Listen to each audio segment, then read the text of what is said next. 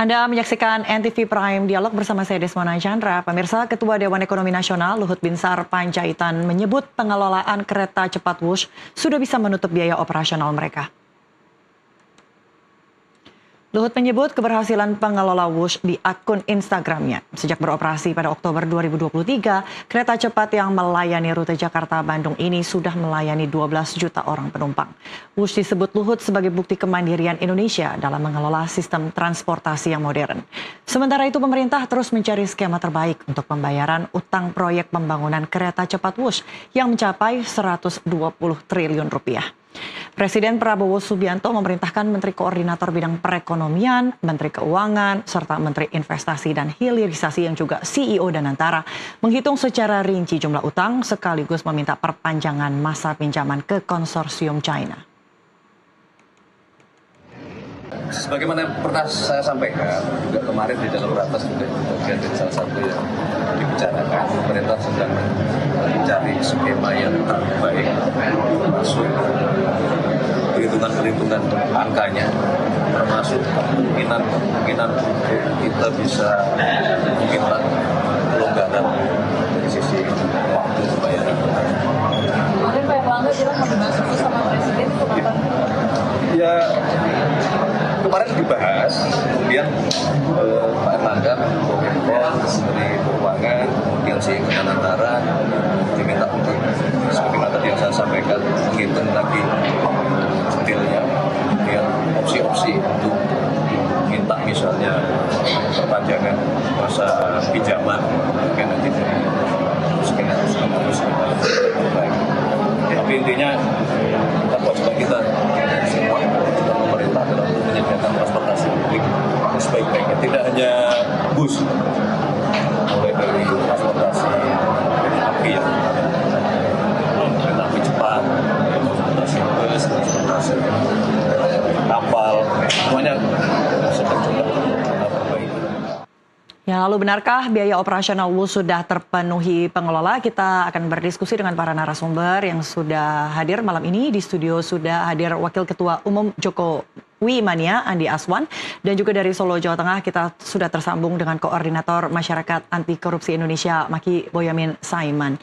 Tapi sambil kita mencoba terhubung dengan Mas Boyamin, saya akan sapa dulu Bung Andi. Terima kasih sudah hadir. Malam, Mana? Oke, tadi saya sudah bacakan ya klaim dari Pak Luhut kalau misalnya Wush ini sudah mampu menutup biaya operasionalnya. Apa yang jadi dasar klaim Pak Luhut menurut Anda, Bang Andi? Ya, pasti kan Pak Luhut mempunyai data-data juga dari kereta api cepat itu ya. Dari PT Pilar BUMN Sinergi Indonesia ya. Di situ kan yang mengelola sebagai operator itunya juga kan kereta api di situ juga. Oke. Pasti kan mendapat data yang lengkap lah ya. Data yang lengkap mengenai bagaimana sih pergerakan dari penumpang dari 2023 sampai Februari 2025 itu yang sudah mendapatkan sebesar 12 juta penumpang ya. Kalau kita lihat itu berarti kan sudah melebihi dari 50% sebetulnya dari load factor ya. Itu kan hanya dari fare box saja, dari tiket. Sebetulnya hal itu bisa juga dikembangkan dari aset yang dipunya oleh KCIC itu ya, terutama untuk di mana di stasiun-stasiun itu gitu kan ada di stasiun baru kan ya, yang untuk komersilnya. Ya itu kan juga salah satu nanti masukan juga untuk operasional dari kereta api cepat itu gitu loh. Dan ini yang sangat menarik sebetulnya karena kalau kita lihat perbincangan mengenai selalu berpatokan kepada hutang gitu kan ya. Kan kalau kita berpikir bahwa kita bicara hutang dari Wush itu adalah satu keniscayaan gitu ya. Karena begini juga, itu kan Tunggu Bang Adi, sebelum kita ke utang, kita bicara dulu soal bagaimana Wush sudah mampu menutup beban operasional ya. Bahkan Pak Jokowi katanya sudah laba, sudah untung. Ya kalau kita bicara tadi kan Pak Luhut sudah mengatakan ini sudah untung, walaupun untungnya mungkin belum signifikan dalam secara operasional. Belum bisa bayar bunga utang. Bukan bayar bunga utang menurut saya gitu. Tapi untuk operasional itu sudah untung gitu.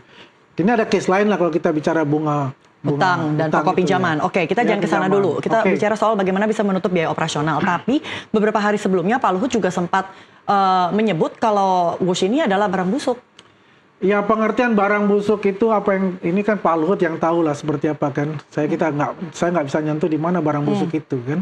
Hanya Pak Luhut lah yang tahu untuk bisa menjabarkan itu. Tapi Anda melihatnya apa sebenarnya? Kalau saya melihat ya mungkin dari proses pertamanya itu ya karena kan banyak sekali ada tiang pancang 3 itu yang harus dibongkar lagi dan dibangun lagi. Terus juga kestabilan tanah itu ya yang tidak agak labil gitu. Ada 13 terowongan yang harus dibor ya. Kemudian pembebasan lahan yang luar biasa karena itu adalah hak milik warga, bukan milik pemerintah ya. Dan ditambah spekulan-spekulan yang bermain di sana ya. Dan itu juga yang diperberat lagi dengan adanya Covid. Ya, dengan pandemi 2019 itu kan mesti itu kan 2019 itu udah jalan. Iya, dimulai 2016 kan? 2016 kan 3 tahun. Iya. Tapi kan ada Covid, akhirnya 2023 baru bisa jalan. Nah, itu kan pasti rentangnya itu kan ya hitungan-hitungan pasti cost overrun-nya tinggi.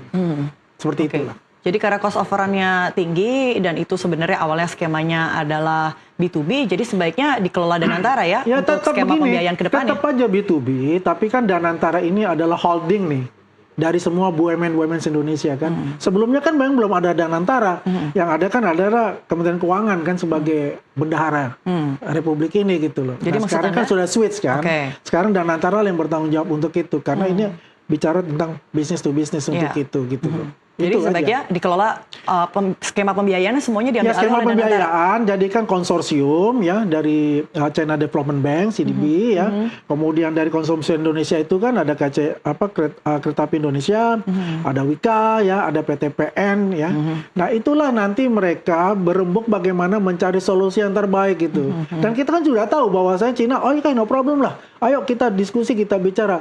Skemanya seperti apa? Apakah kita menggunakan dolar atau kita menggunakan yuan misalnya gitu kan? Ini kan tinggal dibicarakan seperti apa gitu loh. Yang jelas Cina itu kan tidak menutup bahwasanya nggak boleh harus begini, enggak. Nah, ini jadi bisa dinegosiasikan. Bisa, semua itu Tapi bisa Anda sepakat kalau Danantara yang mengambil alih strukturisasi utang ke depannya tidak membebani pemerintah APBN? Jelas, emang harus begitu gitu loh. Karena itu Danantara ini kan ada holdingnya dari semua BUMN kan. Ada 1000 BUMN itu. Apalagi mereka ini semua yang konsorsium adalah di bawah mereka, di bawah BUMN, di bawah Danantara sebagai holding itu. Nah, mereka yang harus bicarakan itu. Jangan dibebankanlah lagi dengan APBN. Ya, itu aja intinya sih. Ya Mas Boyamin, terima kasih sudah bergabung. Anda sepakat ya kalau tadi kita sempat berbincang terkait dengan bagaimana pembiayaan WUSH ini sebaiknya Danantara yang take over ya, jangan membebani pemerintah. Pemerintah tidak usah ikut campur. Ya, dulu itu kan jelas, sangat jelas tidak akan memakai APBN. Kan itu. Jadi ya konsekuensinya begitu, memang tidak boleh pakai APBN. Kalau ini ternyata usahanya nggak bagus, terus nanti banyak kreditur yang kemudian merasa tidak nyaman, ya biar aja ajukan pilot, nanti dilelang, malah dibeli Danantara lagi, kan lebih murah dapatnya. Hutang 120 triliun bisa tinggal 40 triliun, kayak di Garuda 70 triliun menjadi tinggal 20 triliun kan gitu kan. Jadi tidak masalah, kecuali kalau ada perjanjian di antara Indonesia dan Cina itu ada klausul yang tidak boleh dipilotkan gitu ya lain lagi nanti ya kita lihat semua hal yang semua opsi ada kok gitu. Jadi tidak ada masalah kalau ini bisnis ini anggap aja harus dianggap bisnis gitu, bahwa Danantara misalnya juga yang mengurusi, yang kemudian sebagai pemegang saham seperti apa ya, kita lihat semua opsi banyak. Dan, termasuk opsi perpanjangan termin yang disampaikan nggak boleh gitu. Mas Boyamin, termasuk opsi perpanjangan termin yang disampaikan oleh Mensesnek tadi, kemungkinan mungkin dari 40 tahun bisa diperpanjang agar lebih mudah cicilannya? Ya, itu kan opsi-opsi. Kalau pinjaman memberatkan kan di bank aja biasa itu hutang 200 juta, 500 juta, kemudian debiturnya mengajukan perpanjangan, reschedule, atau dibuat lebih panjang lagi, biasa kok, juga nggak ada masalah. Ini biarkan bisnis bicara dengan bisnis, entitas bisnis, dan kalau paling ujung-ujung nanti misalnya tidak kuat lagi membayar hutang, ya biarkan kreditur mengajukan kepailitan atau PKPU. Itu selama tidak melibatkan pemerintah, maksud Anda seperti itu ya? Ya. Selama tidak melibatkan keuangan negara. Garuda pernah melakukan itu, Mbak.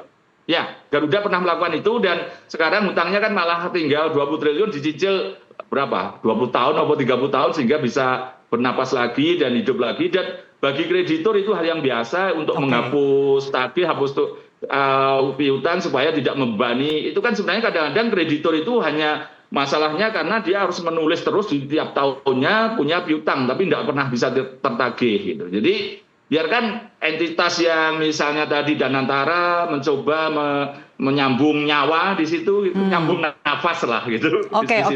Karena kan tidak mungkin juga nanti misalnya ini seperti operasionalnya bus dikurangi, itu kan salah satu yang dipadatkan, karena kalau jalan tiap 15 menit juga mengangkut berapa, akhirnya dipadatkan misalnya setiap setengah jam atau bahkan 1 jam, kan tidak apa-apa juga gitu. Jadi tergantung biarlah bisnis yang mengurusinya. Oke, gitu. bisnis gitu, yang menstruktur utangnya, kemudian juga bisnis yang bagaimana mengelola agar operasional lebih efisien. Ada kabar baik datang dari Pak Luhut yang katanya beban operasional Wush ini sudah bisa ditutupi dengan penjualan tiket dan pemasukan lain-lainnya. Pandangan Anda, Mas Boy Yamin? Ya, kan beberapa hal bisa jadi pendapatan selain karcis. Misalnya space untuk iklan, terus kalau tidak salah ada serat optik gitu yang bisa juga pasti disewakan juga itu. Terus ada beberapa hal lain pendapatan misalnya misalnya catering atau apa, atau stasiun yang bisa tenan disewakan, itu semua bisa pendapatan itu yang bisa mengcover operasional. Dan itu ya alhamdulillah kalau memang begitu, itu artinya kan direksi dari operator ini, KCIC ini memang harus kreatif gitu, karena kalau enggak nanti kan bisa dipilotkan atau dibangkrutkan dan kemudian dilelang, beralih pemegang saham, beralih manajemen, dan artinya orang-orang yang sekarang duduk di direksi dianggap gagal, nanti bisa karirnya habis juga kan. Bisnis kan selalu begitu, Mbak, masih. Jadi Mas Boyamin, Anda positif ya melihat kalau misalnya proyek Wush ini sudah bisa menghidupi operasional day to day-nya sendiri ya, tanpa harus nombok lagi. Jadi tinggal dipikirin aja bagaimana membayarkan pokok utang dan juga bunganya. Iya, laporan keuangannya kan ketahuan nanti tiap akhir tahun, dan kalau mereka memanipulasi keuangan, mereka sendiri yang akan kena risiko kan. Mengaku sudah mampu membiayai operasional, tapi nyatanya enggak, malah timbul utang lagi, ya mereka juga yang akan kena beban. Ya kita lihatlah ke depan seperti apa. Yang jelas ini biarkan bisnis yang berbicara, yang melakukan judgement sendiri, kemudian apakah nanti itu operasionalnya seperti apa, dan mungkin bisa jadi menaikkan harga karcis, itu salah satu opsi juga kan, supaya mereka setidaknya menutup operasional sehingga manajemen kemudian lebih fokus untuk mengurusi hutangnya dengan berbagai istilahnya aksi korporasi. Misalnya apakah nanti akan diperpanjang kemana, atau dibuat yang wisata seperti apa keretanya, misalnya di antara sela-sela waktu itu ada yang khusus jadi restoran misalnya, untuk menikmati bukan hanya pada posisi penumpang saja gitu. Misalnya ya biar aja kreativitas itu akan muncul sepanjang mereka diberi kesempatan untuk melakukan adjustment bisnis itu, Mbak. Masih. Ya, baik. Jadi kita tidak akan tahu apakah benar-benar bisa menutupi biaya operasional sepanjang tidak ada pembuktian ya. Jadi kita harus tunggu dari laporan keuangan di akhir tahun nanti. Oke.